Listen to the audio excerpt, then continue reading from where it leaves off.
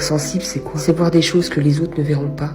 Les détails, comme les mains, aussi parlantes qu'un regard, dans la façon de les bouger. Un regard qui te parle et pourtant sans mots. La tonalité d'une voix, d'une démarche, d'une posture. Des visages, des images qui les hantent des jours à s'en rendre malade. Comme si que leur chagrin, souffrance, malheur étaient les siens. En s'imaginant même des scènes jusqu'au moindre détail. La musique est très présente chez un hypersensible. Le problème, c'est qu'il peut très vite passer du bonheur au chagrin. Mais il en a tellement besoin, c'est un échappatoire pour lui. Ah ouais, la musique, elle est trop importante. Très sensible à certains bruits qui peuvent vite le saturer. Certaines odeurs qui peuvent le faire rêver ou au contraire l'insupporter. L'hypersensible a absolument besoin de son moment de solitude pour pouvoir se ressourcer. L'hypersensible, il a toujours la tête pleine.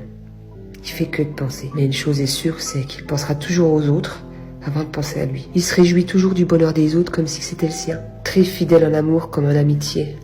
Mais attention à ne pas jouer, tu risquerais de le blesser. Car lui t'a tout donné avec sincérité. L'hypersensible sera là pour t'écouter, t'encourager, pour te faire rire, bah ouais, parce que elle est hypersensible, il est pas dépressif. Non, au contraire, il est super joyeux.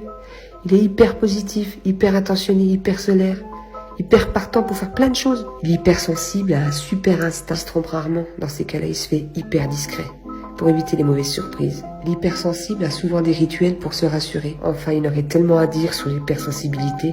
Il y a une chose à retenir sur les hypersensibles, c'est qu'ils sont sensibles, oui, mais pas faibles ou fragiles, bien au contraire.